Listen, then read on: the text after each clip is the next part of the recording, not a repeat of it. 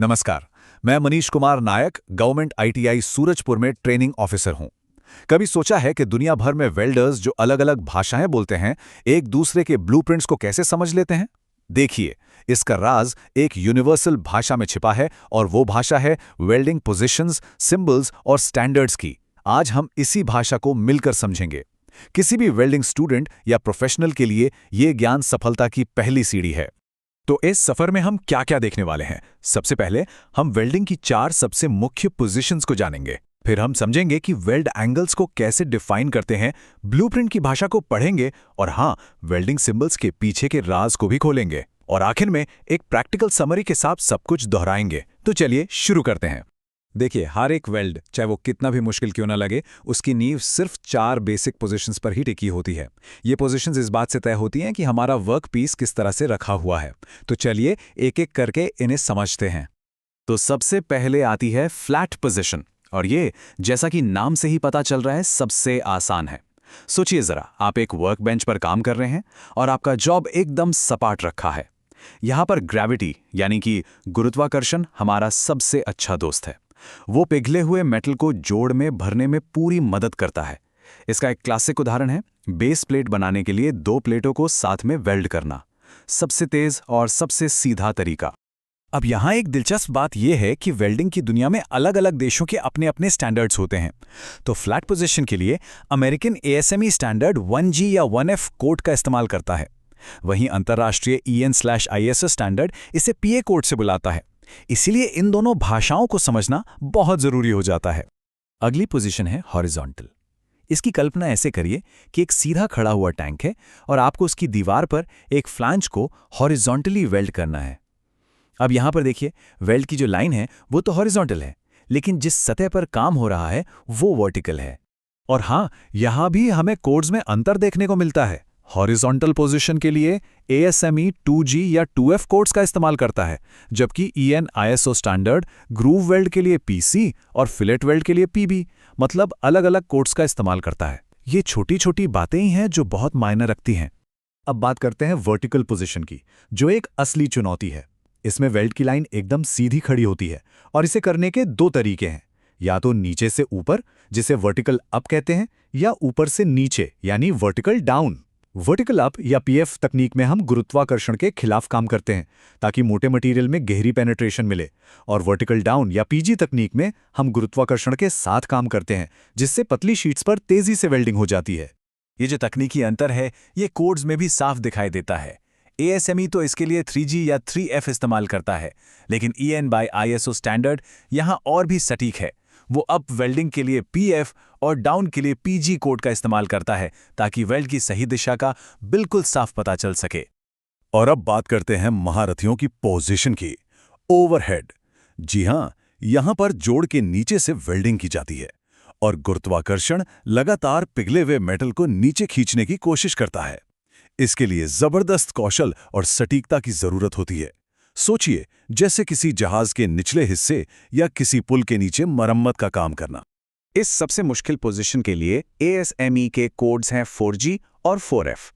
वहीं EN/ISO standard groove weld के लिए PE और फिलेट वेल्ड के लिए PD का इस्तेमाल करता है। और बस इसी के साथ हमारी 4 मुख्य पोजीशंस की जानकारी पूरी होती है। असल दुनिया में हर काम इन 4 सीधी साधी कैटेगरीज में तो आता नहीं है ना? कई बार वेल्ड्स बीच की पोजीशंस में होते हैं, तो उन्हें सटीक रूप से बताने के लिए हमें स्लोप और रोटेशन के कॉन्सेप्ट को समझना होगा। वेल्ड स्लोप या S का मतलब है कि वेल्ड लाइन का झुकाव कितना है। इसे ऐसे समझ सकते हैं जैसे हम किसी पहाड़ी पर चढ़ रहे हैं, तो स्लोप ये बताता है कि वो पहाड़ी कितनी सीधी है। ये 0 डिग्री यानी पूरी तरह समतल से लेकर 90 डिग्री यानी एकदम सीधा तक हो सकता है। और वेल्ड रोटेशन या R ये बताता है कि जोड़ के फेस का घुमाव कितना है। सोचिए, हाथ में एक पाइप है, जैसे जैसे हम उसे घुमाते हैं, वेल्ड को देखने का हमारा एंगल बदलता जाता है। रोटेशन 0 डिग्री मतलब फ्लैट जब हम ऊपर से नीचे देख रहे हैं, से लेकर 180 डिग्री मतलब ओवरहेड जब हम नीचे से ऊपर देख रहे हैं तक होता है। ठीक है, तो हमने फिजिकल पोजीशंस को तो समझ लिया। अब समय है ब्लूप्रिंट्स और टेक्निकल ड्राइंग्स की दुनिया में गोता लगाने का। और उस सांकेतिक भाषा को सीखने का जिसके जरिए इंजीनियर्स वेल्डर्स से बात करते हैं। तो सवाल ये है कि हम एक वेल्डर को ठीक ठीक ये कैसे बताएं कि क्या करना है, कहाँ करना है और कैसे करना है, बिना ब्लूप्रिंट पर एक पूरी कहानी लिखे। तो इसका जवाब है वेल्डिंग सिंबल्स। देखिए, हर वेल्डिंग सिंबल एक वाक्य की तरह होता है जिसकी एक तय बनावट है। रेफरेंस लाइन वो नींव है जिस पर सारी जानकारी टिकी होती है। एरो एक उंगली की तरह है जो सीधे उस जोड़ की तरफ इशारा करती है। वेल्ड सिंबल खुद एक क्रिया है जो बताती है कि कौन सा काम करना है। और टेल, उसे एक ऑप्शनल नोट समझिए जिसमें खास निर्देश दिए जाते हैं। अच्छा, अब इन सिंबल्स को सही ढंग से पढ़ने के सबसे जरूरी नियमों पर ध्यान देते हैं। अगर ये समझ लिए तो समझे कि किसी भी वेल्ड जॉइंट के डीएनए को पढ़ना आ गया। सबसे पहला और सुनहरा नियम है एरो साइड बनाम अदर साइड। ये बहुत आसान है। अगर वेल्डिंग का सिंबल रेफरेंस लाइन के नीचे बना है तो इसका मतलब है कि वेल्ड उसी तरफ करना है जिस तरफ एरो इशारा कर रहा है। बस इसे एरो साइड कहते हैं। और अगर सिंबल रेफरेंस लाइन के ऊपर बना है तो वेल्ड उस जोड़ के दूसरी तरफ करना है जहां एरो इशारा कर रहा है। इसे अदर साइड कहते हैं। तो सिंबल कहां बना है, ऊपर या नीचे, यह समझना सबसे बुनियादी नियम है। टेक्निकल ड्राइंग्स पर कुछ सिंबल्स बार बार आते हैं। ये कुछ ऐसा है जैसे किसी नई भाषा के कुछ बुनियादी शब्द सीखना।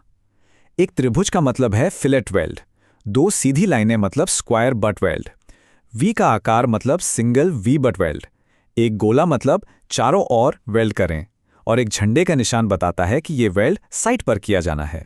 सिंबल पर लिखे नंबर वेल्ड के आकार की पूरी कहानी बताते हैं।